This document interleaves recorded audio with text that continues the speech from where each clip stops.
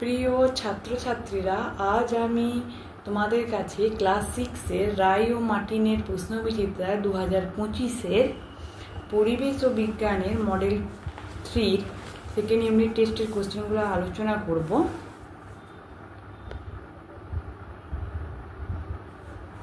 দেখো, প্রথম কোশ্চেন কি আছে, জীবাশ্ম জ্বালানিগুলির মধ্যে সবচেয়ে কম পরিমাণ দূষণ ঘটায় এ কয়লা, বি ডিজেল, সি প্রাকৃতিক গ্যাস, ডি কেরোসিন।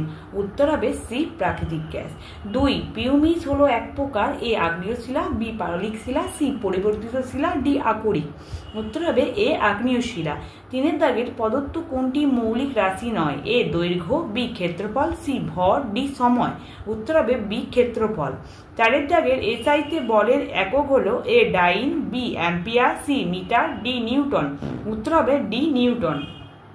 5 দাগের খাদ্য শৃঙ্খলের শক্তির উৎস হলো এ খাদ্য, বি সূর্য, সি গ্লুকোজ, ডি সবুজ উদ্ভিদ। উত্তর হবে বি সূর্য। 6 দাগের প্রদত্ত কোনটি সঠিক? এ চাপ বাই ক্ষেত্রফল গুণিতক বল, বি চাপ গুণিতক ক্ষেত্রফল সমান বল, সি চাপ বাই বল সমান ক্ষেত্রফল, ডি কোনটিই নয়। উত্তর হবে বি চাপ গুণিতক ক্ষেত্রফল সমান বল। 7 দাগের ফুসফুসের শিরা প্রবেশ করে এ বাম অলিন্দে, বি ডান অলিন্দে, সি বাম নিলয়ে, ডি ডান নিলয়ে। উত্তর হবে এ বাম অলিন্দে। 8 দাগের আমরা মাথা ঘুরিয়ে সহজেই এদিক সেদিক দেখতে পারি। এ বল ও সকেট সন্ধি, বি পিভট সন্ধি, সি হিঞ্জ সন্ধি, ডি স্যাডেল সন্ধির জন্য। উত্তর হবে বি পিভট সন্ধি। প্রদত্ত কোনটি চৌম্বক পদার্থ নয়? এ লোহা, B nickel, C cobalt, D aluminium. উত্তর হবে ডি অ্যালুমিনিয়াম। 10 দাগের তামার প্রধান আকরিক হলো A haematite, B bauxite, C copper glance, D bronze. উত্তর হবে সি কপার গ্লান্স। 11 দাগের ভর মাপা যন্ত্রের নাম? এ সাধারণ তোলা যন্ত্র, বি স্প্রিং তোলা যন্ত্র, সি আয়তন মাপনী চং, ডি অক্সানোমিটার। উত্তর হবে এ সাধারণ তুলা যন্ত্র। 12 দাগের পেশির সঙ্গে হাড়কে যুক্ত করে এ লিগামেন্ট, বি ধমনী, সি টেন্ডন, ডি পঞ্জর পেশি। উত্তর হবে সি টেন্ডন। 2 দাগের দেখো আছে শূন্যস্থান পূরণ করো। 1 আছে গাছের জমাট বাঁধানো রজনের মধ্যে আটকে পড়া পোকার দেহকে বলে ড্যাশ বলে। উত্তর হবে ফসিল। 2 দাগের বেগ সমান দৈর্ঘ্য ভাজিতক সময়। 3 দাগের গাছ থেকে ফুল তোলা হলো ড্যাশ। উত্তর হবে টানা। 4 দাগের চাপের সিজিএস একক হলো ড্যাশ। উত্তর হবে ডাইন। 5 দাগের হৃৎপিণ্ড থেকে রক্ত সারা দিয়ে যে নলগুলি দিয়ে যায় তাকে ড্যাশ বলে। উত্তর হবে ধমনী। 7 দাগের লোহার সঙ্গে সামান্য কার্বন মিশিয়ে ড্যাশ তৈরি করা হয়। উত্তর হবে ইস্পাত। কলকাতা থেকে দিল্লির দূরত্ব মাপা হয় ড্যাশে। উত্তর হবে কিলোমিটারে। 8 দাগের পরস্পর খাদ্য খাদক সম্পর্কযুক্ত শৃঙ্খলকে বলা হয় ড্যাশ। উত্তর হবে খাদ্য শৃঙ্খল। 9 দাগে জলের গভীরতা বাড়লে চাপ ড্যাশ।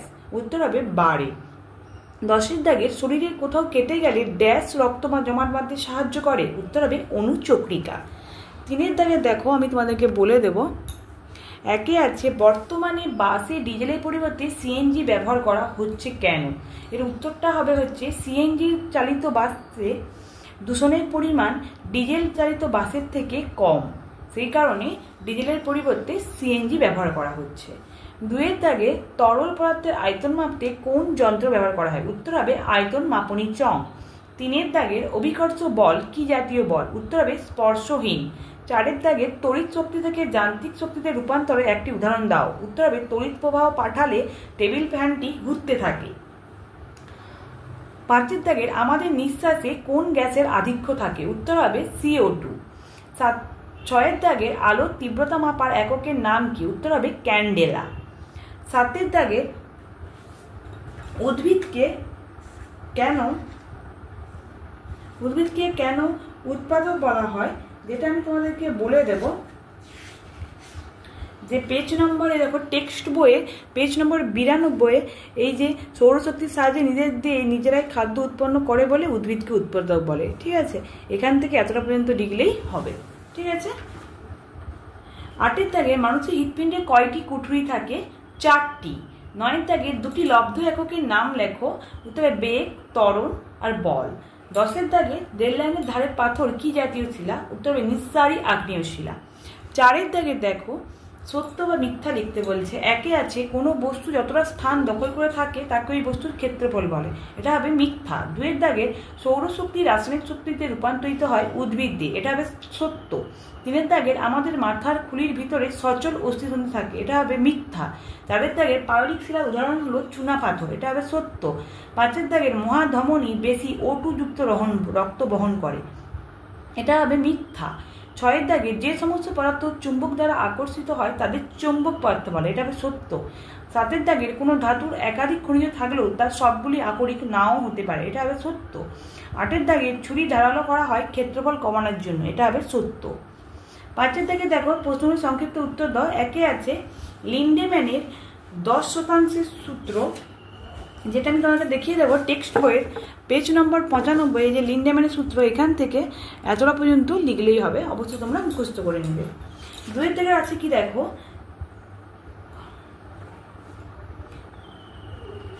2 থেকে আছে দেখো পেশি দুটি সমস্যা, যেটা আমি তোমাদেরকে দেখিয়ে দেবো।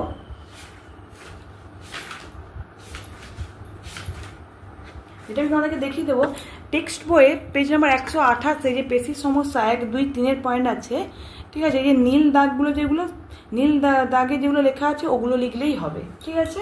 তোমরা অবশ্যই কিন্তু মুখস্থ করে নেবে।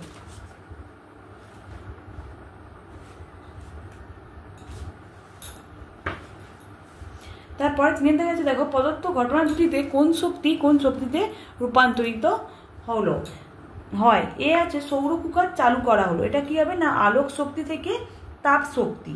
বিয়ে আছে দেশলাই ঘাঁটি জ্বালানো হলো, তাহলে এটা কি হবে না রাসায়নিক শক্তি থেকে আলোক শক্তি ও তাপ শক্তি রূপান্তরিত হলো, ঠিক আছে।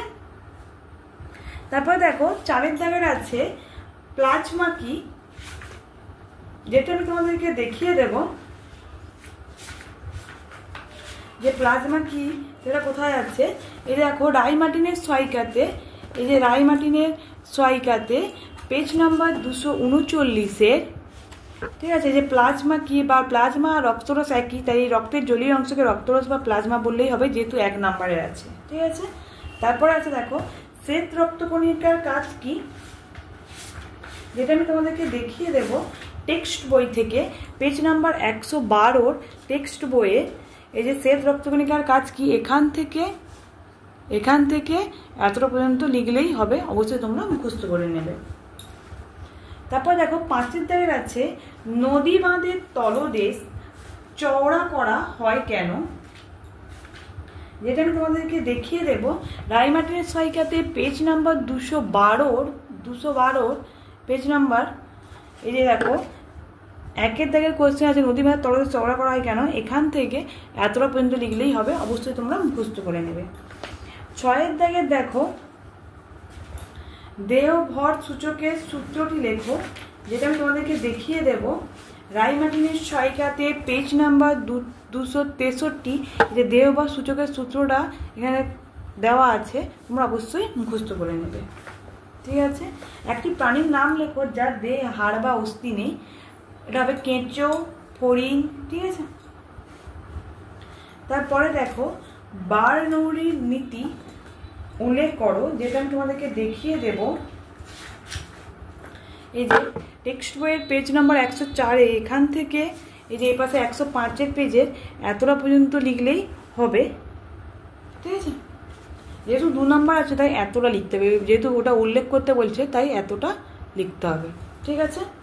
তারপর দেখো পার্থক্য লেখা আছে আগ্নেয় শিলা ও পাললিক শিলার মধ্যে, যেটা আমি তোমাদের বলে দেবো রাই মার্টিনের সহায়িকাতে পেজ নাম্বার 127। এই যে আগ্নেয় শিলা ও পাললিক শিলার পার্থক্য আছে, যেহেতু 3টে শিলা পার্থক্য আছে, কিন্তু তুমি আগ্নেয় শিলা আর পাললিক শিলা পার্থক্য লিখলেই হবে, ঠিক আছে।